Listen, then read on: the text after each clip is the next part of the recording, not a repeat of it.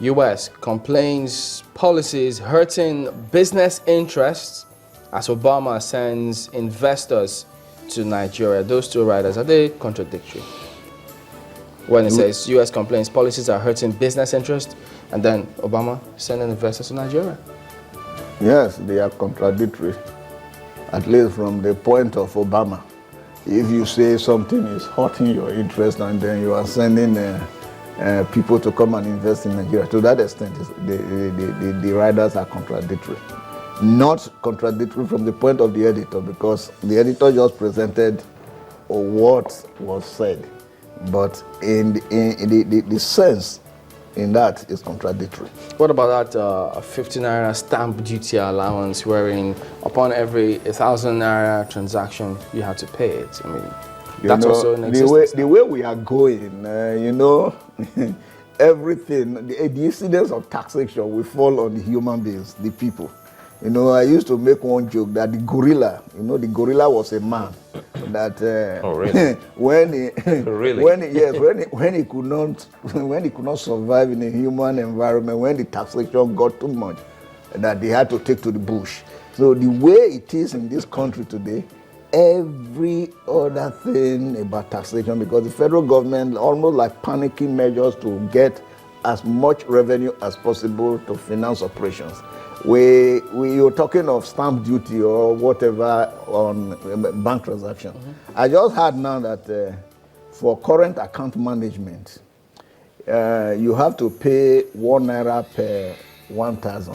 Yeah. So if I do a transaction of 5 million, that would be 5,000. And you can now begin to segment society that, okay, you have those, the Dangotes that we do in billions.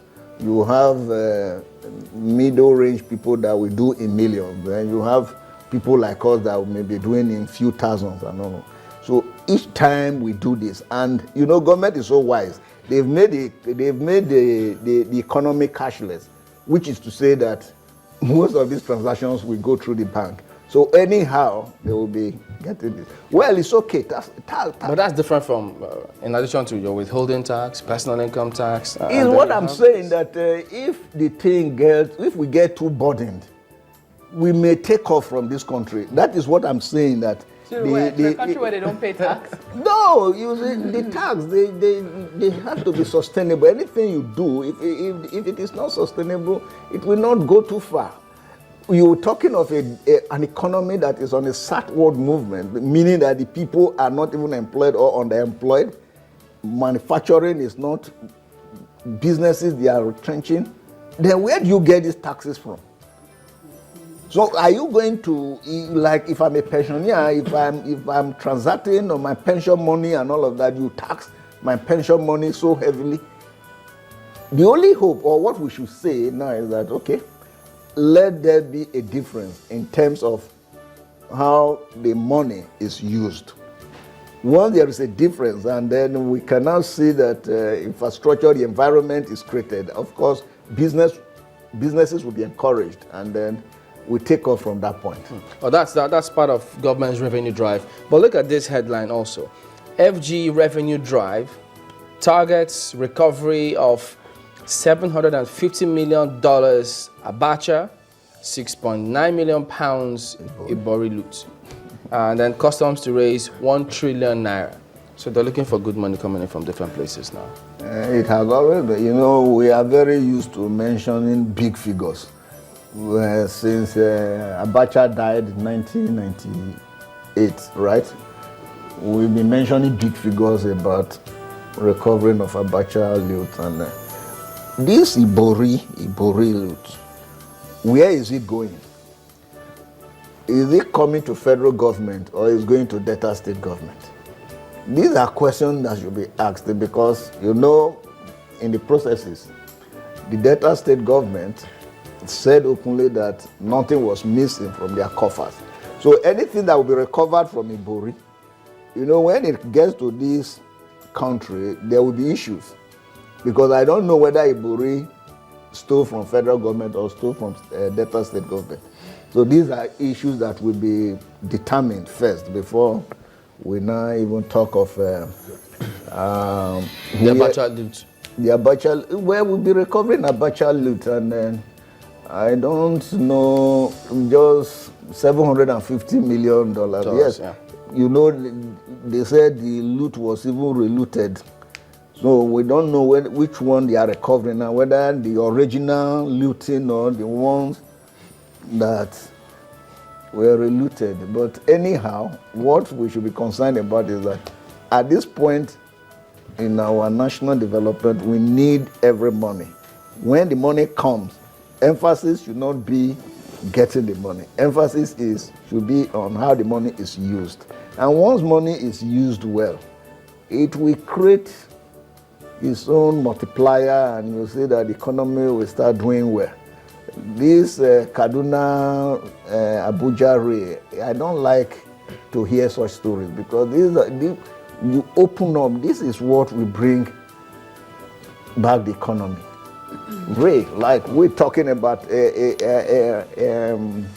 this coastal ray and coastal road that will now link Lagos with all the states of the South, even through Ondo. These are the things we should be talking about, and not. All right. Let's say Vanguard now, and they have a big picture on the front page about big houses, mansions, with EFCC keep-off inscription on all of them, and the headline is $2.1 billion arms probe. Made 77 others got paid for doing nothing. That's according to a witness. He got 400 million naira through e-payment to his company.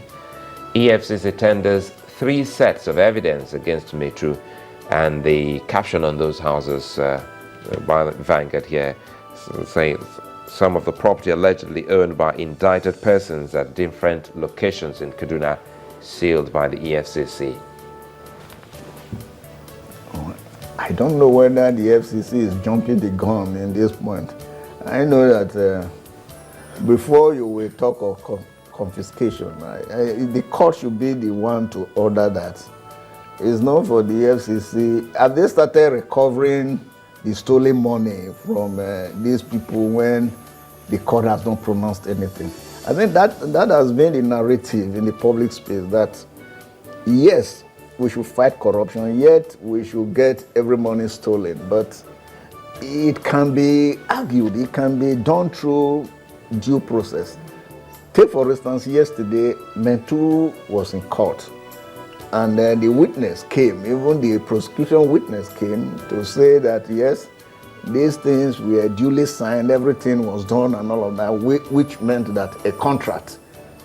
So the point to ask is, or the point to raise is, okay, that money that was given to you, what was the nature of contract? Is it so you can now question all of that processes and then find out whether something untoward happened.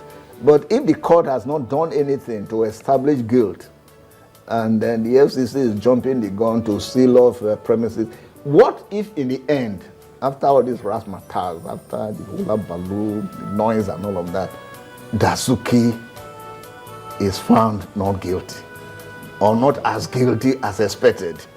He may be guilty, but may not be as guilty as expected. What happens? Well, soldiers, that is a big one. An answer for EFCC, only EFCC can put an answer to that. Soldiers invade Ondo for Ajube, ex-MEND leader. Yes. You see, I said here last week, I think on 10 o'clock news that... you were on the news on 10. Yes. That the soldiers may do everything, mop up all the militants, kill them, arrest them, do everything. If the conditions do not change, nothing will change. New militants will come up. You know, I was so pained last week when the Transport Minister Rotimi Amechi said that, they were closing down the maritime investing in Okerekoko. I said, what? Then Ike Clark came to say why the university should not be closed, because it's already established. Do you know the economy of a university? The economy of a university. What the Niger Delta needs is not money. No, it's not money. Intervention, big intervention, institutional intervention. Build the university, build one big thing and all of that. And then that is the only way. But if we go for criminals, fine, you take out the criminals. But we are saying that look at what actually is generating this criminality and address it squarely. I have said, no matter what the federal government does by wanting to remove those militants, if the conditions remain as they are now, new militants will be bred. They will just come up naturally on their own. And there's nothing anybody can do to stem that. Okay, all right, then, well, we also do have what? New Telegraph and leadership. Yeah, we'll just quickly go through that one. Look at the New Telegraph here, still on $2.1 billion arms deal. NSA, Dasuki paid me $277, others were doing nothing. Yeah, the same kind of similar headline. And then leadership, CBN ignores devaluation call, retains interest rate at 11%.